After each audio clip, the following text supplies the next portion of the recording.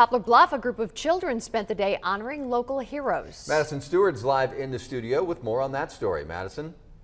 Jeff and Kathy, the kids are part of court-appointed community service program, so I wasn't able to get them on camera, but off camera, they tell me they're happy to serve those who serve their community.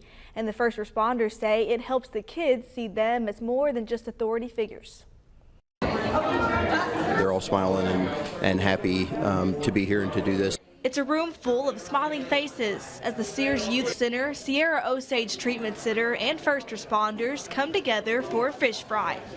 EMS Director David Ross says days like this help bridge the gap between these groups. We get people that we have bad interactions with, and it's good for some days to be able to have good interactions and to not be out there doing things that are upsetting and bad and be in bad situations and emergencies. That's also to help show these kids that, hey, you're still part of this community, and we want you to, when you go back home into your communities, we want you to be a part of it, and these are folks that are on the right side of that. Giving back to first responders on 9/11 is a new tradition for the treatment center.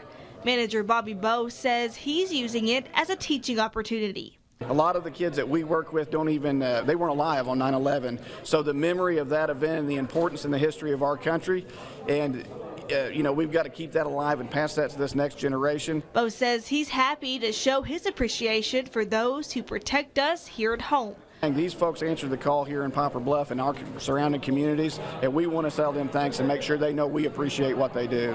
And Ross says he appreciates the acknowledgement. Obviously, the folks that work here now are not weren't involved in 9/11, but it's still just a tie-in kind of to the willingness of first responders to put themselves in harm's way.